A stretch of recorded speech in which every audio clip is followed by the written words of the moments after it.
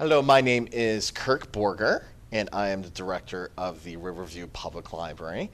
Today we are speaking to Carrol Lenderman, who was a veteran of the United States Army Air Corps from 1943 to 1945.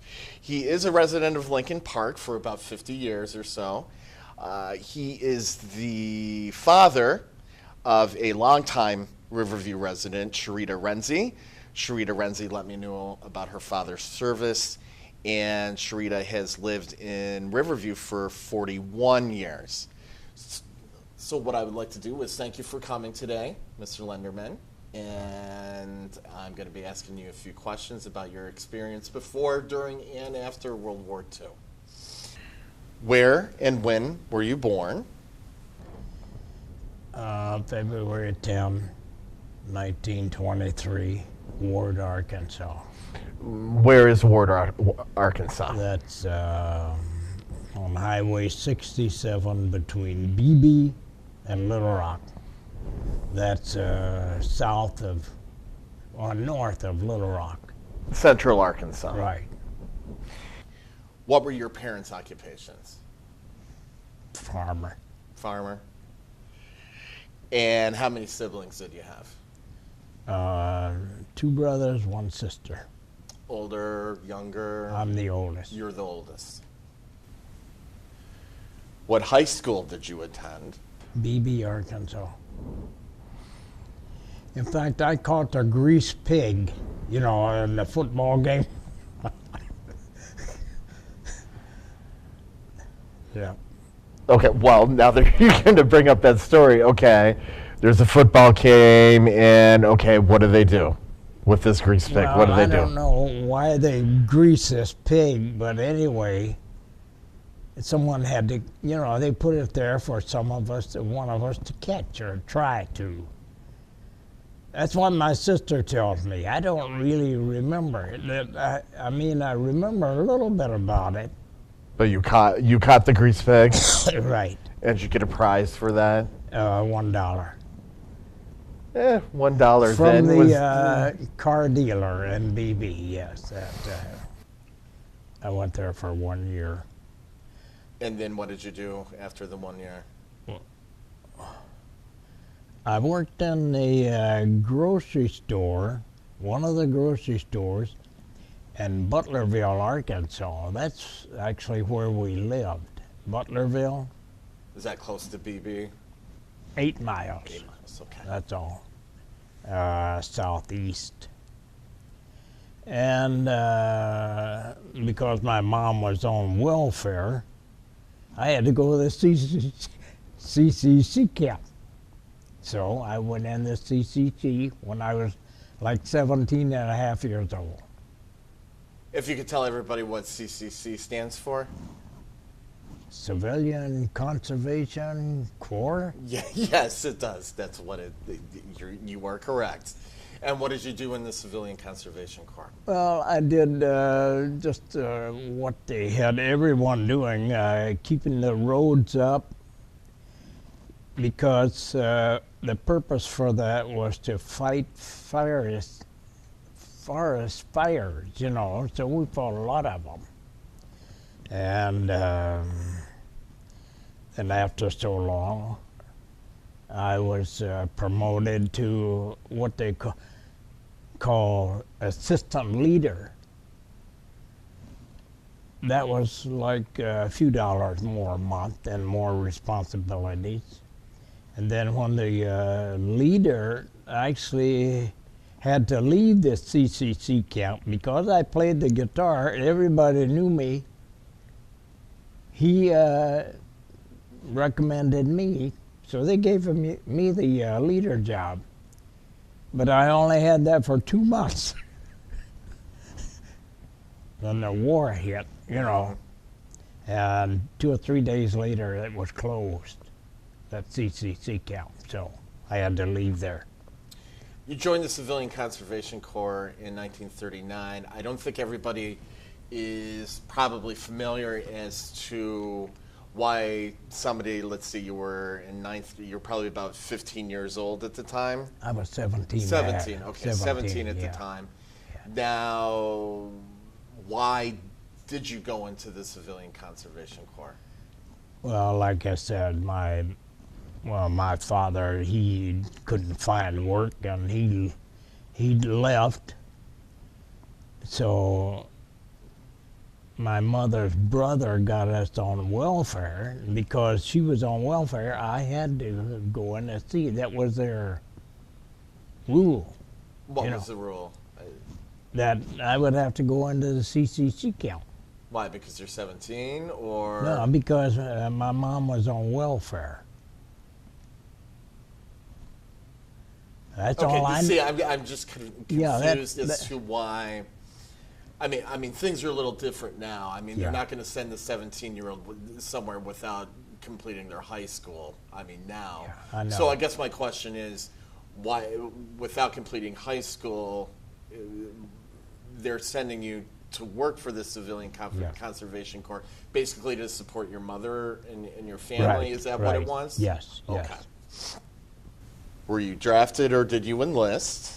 No, I was working in Chula Vista, California. I registered. I don't remember where I registered, if it was Arkansas or California. But I got my notice, Uncle Sam wants you. So I quit my job. I went back to Arkansas. I was there for a couple of weeks before I had to report to Joseph T. Robinson Induction Center. And that was in Arkansas? Little Rock. Little Rock. Little Rock, Arkansas. Let's back up a little bit. You said you were in California before Yes. you were inducted into the service, Right. before you were drafted. What were you doing there? I was, I went to a school in Dallas for 4 weeks for riveting and sheet metal. So I was a riveter for what they call duct work. I would rivet, the rivet gun, and I had a helper, one of the girls I think she was from Arizona. She had a bar about this big around, about that long, that was called a bucking bar. So when the rivet gun hit the rivet, that would cause the rivet to, blow up, more or less, and it wouldn't come out of the hole that it was in. Just like, when they rivet something, there's always the rivet gun plus the bucking bar. So that's what that was. I did that for, 10 and a half, 11 months. You left the Civilian Conservation Corps. You go to Texas. Right. You learn sheet metal work and riveting. Right. And then you go to California and you were working there. Right. And then you got your draft notice. Right. Then you go back to Arkansas. Right. And you were inducted in Little Rock. What did you do after that? They put us on a train and we went to the East Coast, down to Florida. Then they sent us west.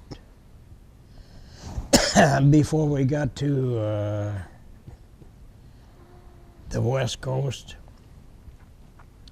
they told this car is going into the Air Force.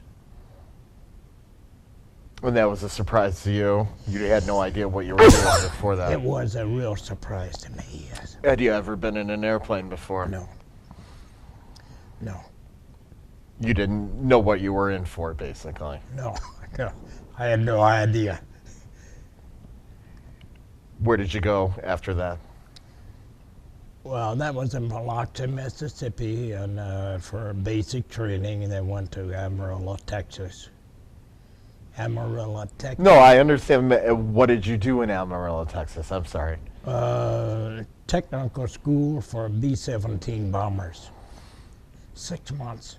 When you say technical school, what exactly were you learning? Well, you take everything apart and put it back together. You have to learn what everything, all about it, except for the guns. We didn't get any gunnery training there. It was just mechanical. Now, doing your actually basic training in Biloxi, what was that like? Well, it's, jogging and all of that. First thing they did, they cut everybody's hair. And naturally, the sergeant, he bragged about everybody was glad to get all of their hair cut off. Everybody, you said everybody was Yeah, glad to get it cut off? Yes. Why? Well, that's just what he said. Oh, that's just what he said. Okay. We didn't say that, but that was it. Was it a lot of, what I'm guessing is it was a lot of some classroom instruction and then also hands-on there on the was- airplane, There actually? was some classroom instruction, yes, and mechanical. Yeah, we would take engines apart. Were you mechanically inclined before you took this training? Not really. Not really. I didn't know it. Do you think did you learn anything in that mechanical training and through your service that you could still apply now? I've forgotten everything. You forgot. Okay, so Forgot you went back to being not mechanically inclined Right, after the right. service. Okay.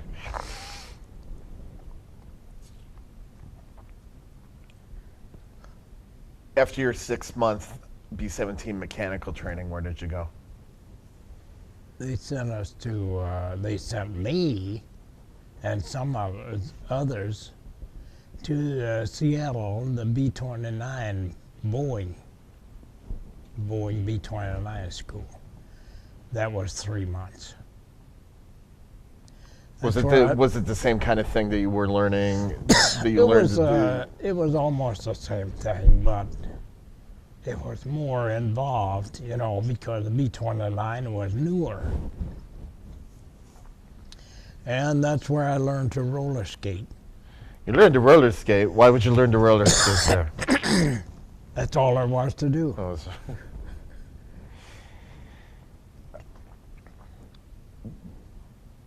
You mean you learned to roller skate when you were off duty, or Oh, I'm sure. confused? Oh, yeah, off duty. No. Okay. No, you had to have a pass, actually, to get off of the base, You couldn't just walk and go do your own thing. Well, I know that. That's Yeah. called absent without leave. I know that. No, it was just kind of a random thing to bring up. But I Yeah. learned to roller skate in Seattle, and that wasn't part of your B-29 training. So Oh, no, that was my own recreation. Right. Yeah, and there were a couple of other guys that were with me, I didn't go by myself anywhere, actually. after Seattle, where did you go? Denver, Colorado, and the snow was this deep. But it was just real fluffy, I spent a month there, gunnery training, what do they call it, remote gunnery training. Explain a little bit that to us, since we have this idea that every a tail gunner is actually pressing the Well, trigger of the gun. Explain that a little bit to us. See, all of the gunners on the B-29 had remote, you had your own switches. You didn't touch a gun to fire it. You hit the switch and it would fire. But you move your switch, your switch or whatever it was called around, that gun would follow you, see? Remote control. From Denver, where did you go? You did the gunnery training in Denver. Where did you go after that? Well, that's when I had my first furlough, and I came to Detroit. That was the beginning of 1944. Why did you come to Detroit? That's when my mom moved from Arkansas to Detroit, because she had two sisters and a brother that lived here, and had jobs, so she came here. and that's where I wound up. Did your furlough in Detroit, and then how long was the furlough? It couldn't have been more than a week. You know, I don't remember really. Where did you go after that? After that, I went back to Amarillo, and they sent us to Pratt, Kansas. Said that was where one of the B-29 units would be located. So that they went to Pratt, Kansas. Were you assigned an airplane then? Not really, because they didn't have that many B-29s. So, but I was assigned to a crew, yes, and we flew B-17s. That was they sent us to Clovis, New Mexico from Pratt. That was a few miles to take our first B-29 first airplane ride. So all the guys that had been on it, they kept telling me, "You better take some newspaper because you're going, vomiting and all." Mm-hmm. So I went in the back by myself. It didn't bother me at all. I mean, I wasn't airsick or nothing. So. And that was your first time up in the airplane? Yes. So you didn't get sick. What else did you think? Well, actually, that pilot had all of the crew members come up and sit in the pilot's seat and fly the airplane for about an hour. So we get the feel of it, and that was one thing we did. How many people were in your crew? 11 of us. 5 officers, and or was it 6 officers and 5 enlisted, whatever. It was 11 of us. You flew the B-17 as kind of a training for the B-29? Yes. Well, yes, they wanted us to know how just to keep it in the air and fly it. We didn't have to learn to land it or anything, because that's the worst part of it. That's the hardest part of it, is landing, So, yeah. I thought that was a good idea. Everybody else did too, really. For New Mexico, where did you go? From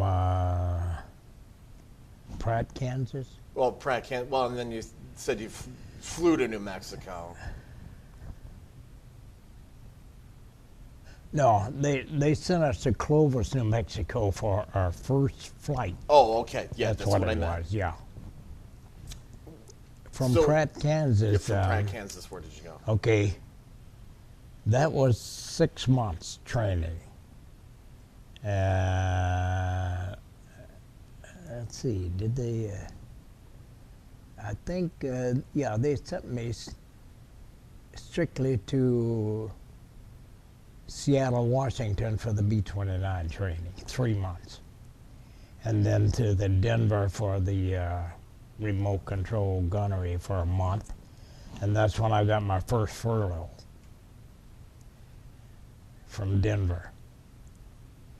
Then from my first furlough, when I went back,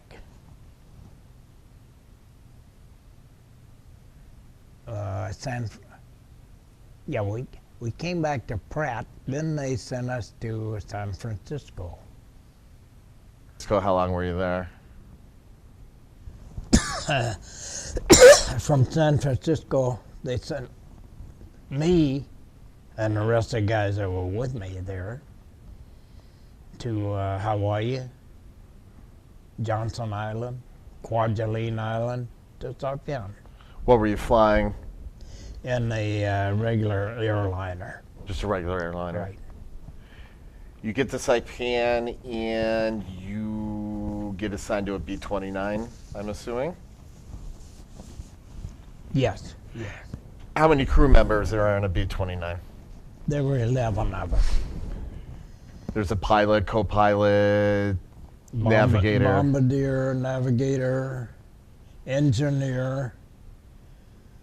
Yeah, and my job as a tail gunner, I also was qualified as an assistant engineer because I had to be able to take over his job if he was wounded or something, shot or what. So I knew a little more about it than the other gunners, Where were the other gunners? You were in the tail. One on each side, left and right, and top. And the turret gunner. bombardier sat right in the very nose of the airplane. As soon as he dropped his bombs, he took over the gun. So he also became a gunner.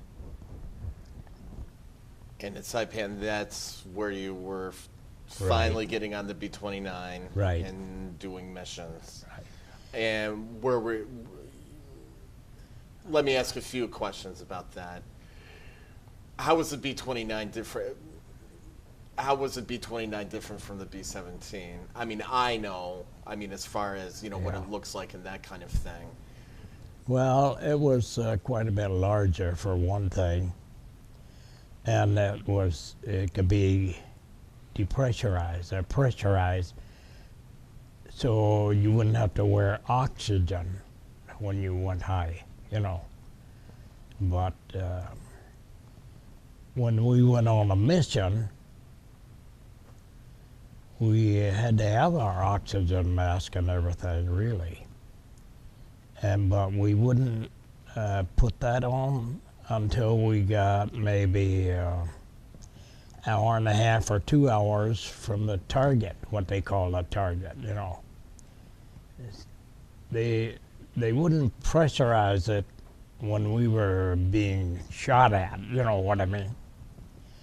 So they didn't pressurize that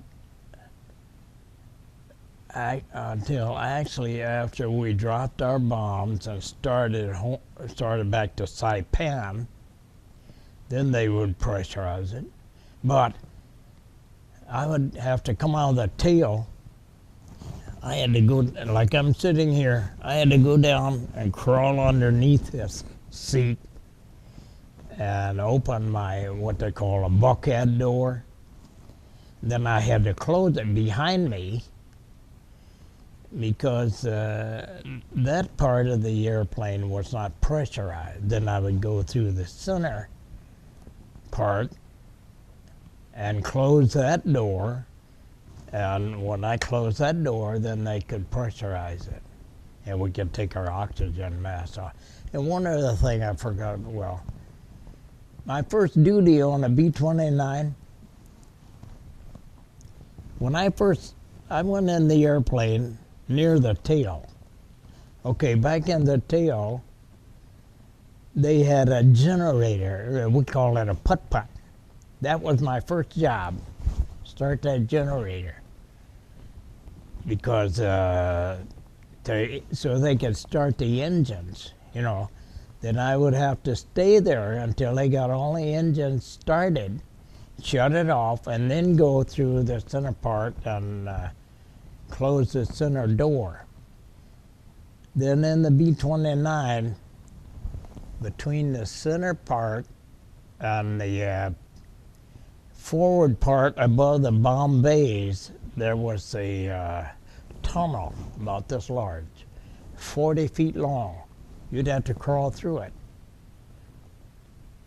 And I would crawl through that, and they wanted me, for weight distribution, to sit on the console right between the pilot and co-pilot. I could reach over like this and touch it, both of them taking off,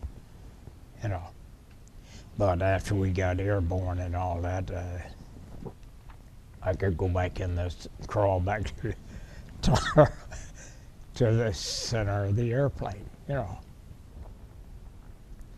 How many missions did you fly? 30 missions. They were all out of Saipan? Oh yeah, all from Saipan.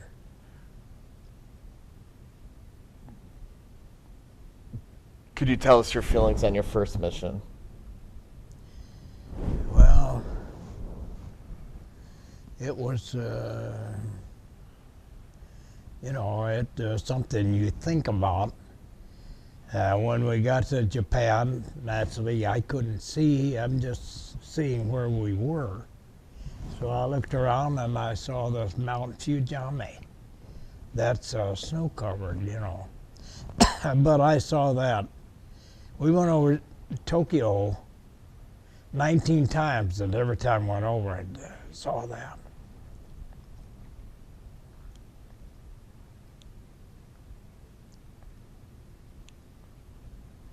At this point in the war, you were basically, all your missions were to Japan. Oh, yeah. How long was the flight from Saipan and back and return? Average about 13 and a half, 14 hours. What would you do during the Just time you sit were? there. We played checkers or whatever, pinochle, But the Super Dombo trip that I was telling you about with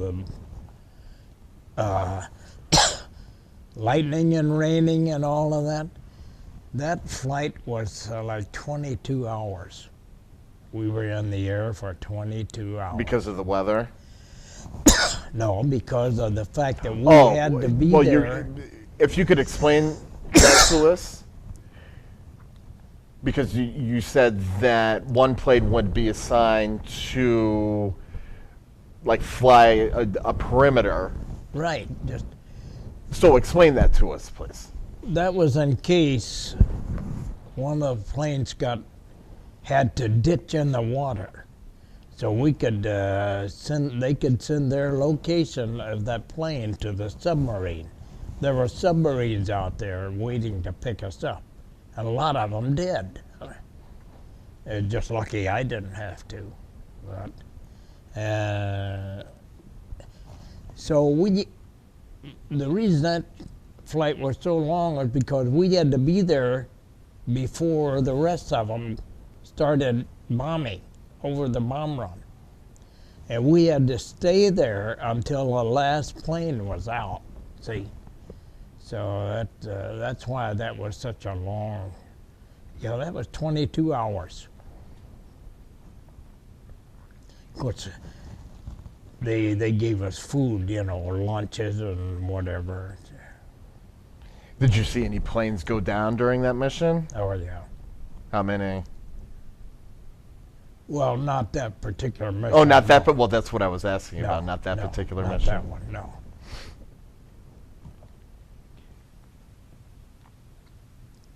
Did you ever see? I know at this time of the war there weren't many Japanese fighters. Did you see in any of your missions Japanese fighters? Oh yeah, you did. Okay. We had a lot of them that would come up. Yeah. Oh yeah.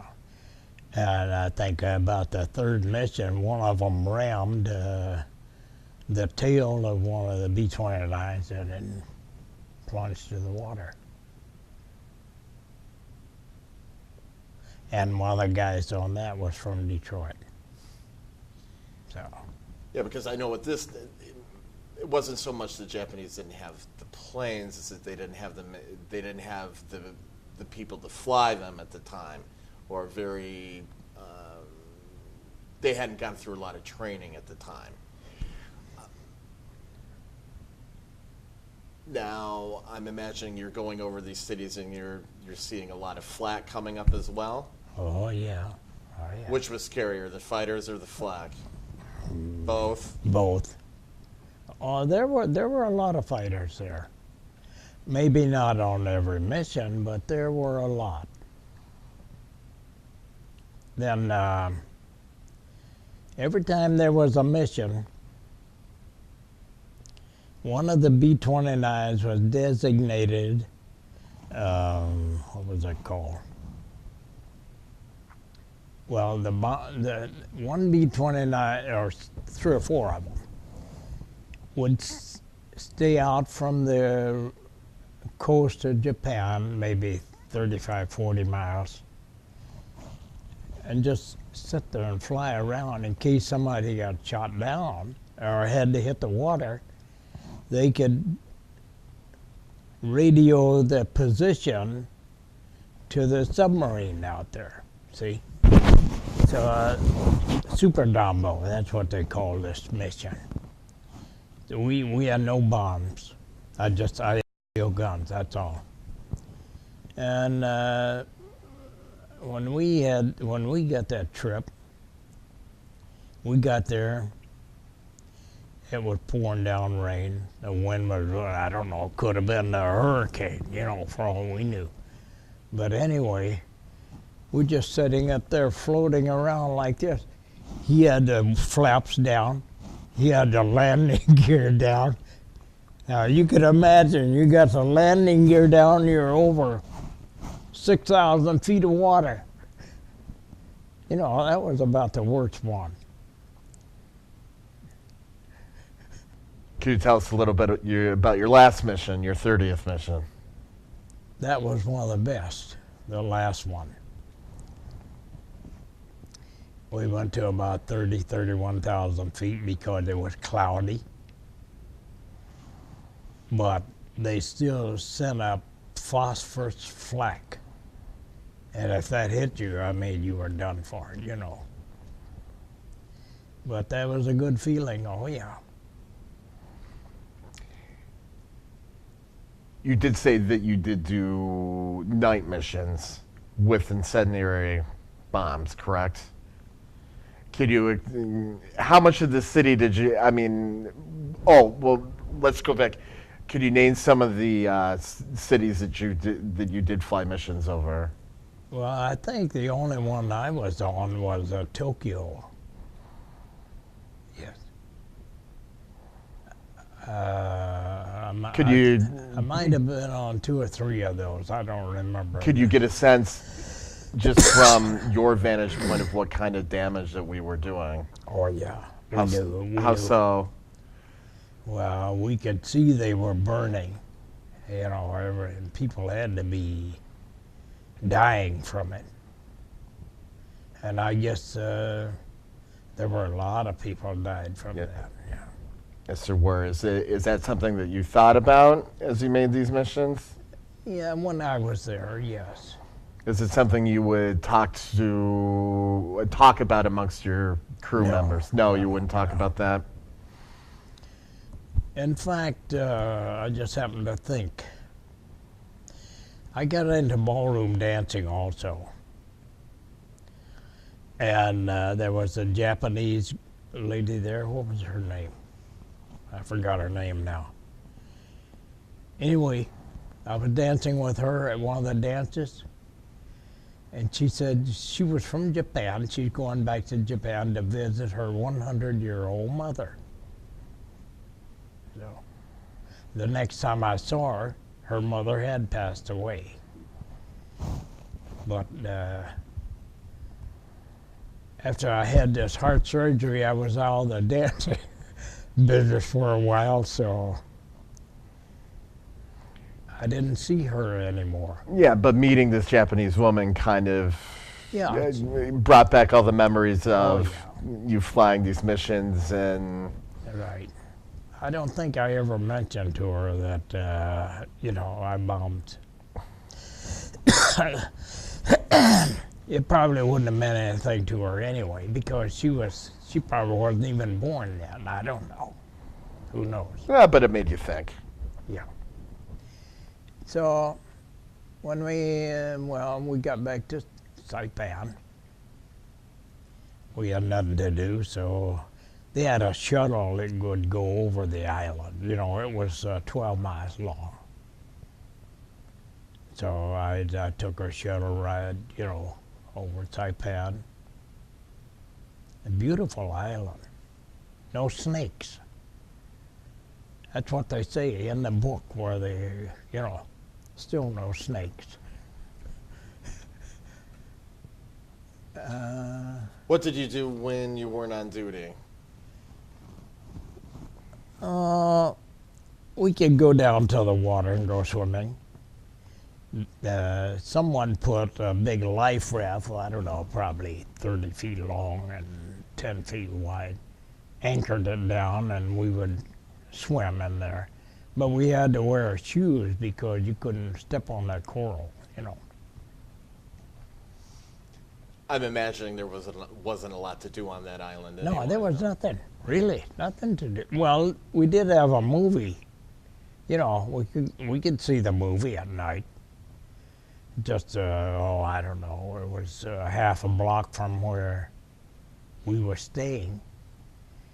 How did you stay in contact with your friends and family? Write letters, that's all. I wrote to my mom, that's all. You know. Did she write back? I Oh, hope. yeah, but that takes forever. You know, what's it like now? When were you discharged? I think it was in October 45. So soon after the war ended then. Yeah, it ended in, oh yeah. Ended in August. When we finished our 30 missions, the tail gunner and they left us there on Saipan. They sent the other guys somewhere, I don't know, probably Hawaii. But they kept us there for 30 days, for a month. And then they put us on an LST ship. I thought to myself, well, I never ever got airsick, but I probably will on this. Probably get seasick, But right? it didn't bother me. There were 3 of these LSTs. One of them broke down, so one of us had to tow it. So that slowed us down probably to 4.5, 5 miles an hour, you know. Took us 19 days from Saipan to Hawaii. How long did you spend in Hawaii? Well, we were there for a few days, and then the war was over.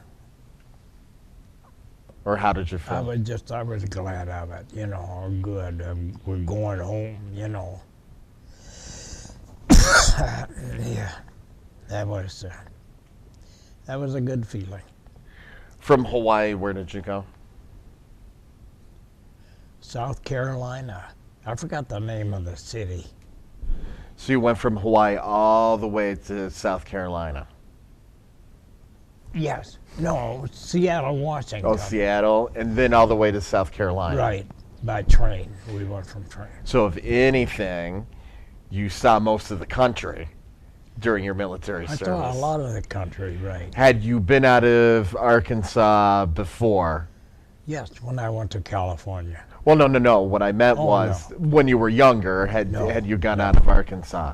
So you got to see a good portion of the country. I was, in fact, I was 19 years old when I left the city of BB to go to Dallas, and from there to San Diego. And then during your service, you saw a good portion of the country. Went across the country by train 2 or 3 different times there. So I've been across the country like 3 or 4 times by train. And one time, well, when we were coming back from Seattle, out in the desert, they stopped the train. Now, you can imagine, there's no sound of anything. You don't hear anything. Well, some people, it's scary. You know, it didn't bother me because living in Arkansas, you never heard an airplane going over.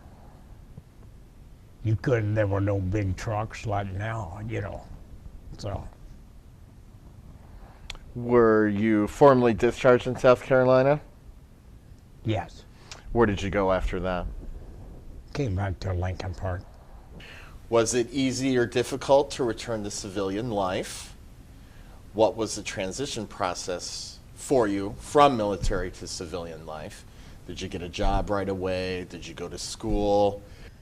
No, laid around for maybe 3 or 4 weeks. Then Okay, a month. That's not I, that I long. got a job at Great Lakes Steel. Yes, What did you do at Great Lakes Steel? I drove a high-low. They change shifts every week. I got tired of that. I worked there for 8 months. Then where did you go? I went to Fabricon Products in River Rouge. That's where I worked. What did you do there? Worked on a press as a press helper, then a press operator, and so on. And I got tired of that, and there was an opening for a high-low driver, so I signed up for that, and I got that. I drove that, I think, for 28 years. Did you retire from there? Yes. What was the name of the company? I'm sorry. Fabricon. Fabricon. Fabricon. And they were in River Rouge? Right. You retired from there. What year did you retire?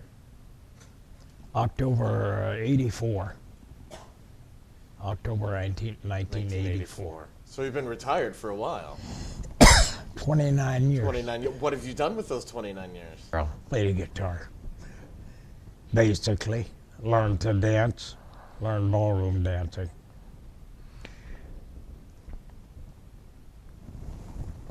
How many children do you have? 2, son Bob and a daughter Sharita. How many grandchildren do you have? 3 grandsons, 3 granddaughters, 6 great-grandsons, 1 granddaughter. Sharita's a granddaughter. Another one on the way. My son's daughter lives in Ohio. She has 4 boys, and she's expecting again in February. Do you stay in contact with people that you knew from your military experience? I was in contact with a couple of them, but we just got to the point where we didn't write back and forth, you know. Well, you went on with your lives. There was one fellow from Garden City that I knew. I called him, but you know. Nothing came of it. No. Let me go back to a question that I forgot to ask. Of your B-29 crew, were there any casualties? Were there anybody who did get injured or wounded or? No, that was a good part about it. None of us were injured in any way. None. That's good. We're very fortunate. Do you belong to any veterans organizations? First, I joined the American Legion, but you know, I wasn't a beer drinker or anything like so. I just dropped it. How do you think the service impacted your life? And if there's one thing you could tell everybody or you would like to let them know about your experience, any lessons you learned, or just maybe just one thing you would like everybody to know about your experience, what would it be? I don't know. I can't understand why people all over the world just keep fighting wars, you know. That is beyond me, really. That's the worst thing. Because everybody has a right to live in peace. You know, they should anyway. True. And I'll tell you something that one of the orchestra leaders said. I've seen him on TV. If everybody would pick up an instrument and learn to play, there wouldn't be any wars because you wouldn't have time. You know? Because everybody would be playing an instrument, correct? Yes. All right, Carol. Well, thank you very much for coming in. Thank you very much for telling us about your experiences during World War II. And thank you for your service to our country. Thank you very much. Yeah. Okay.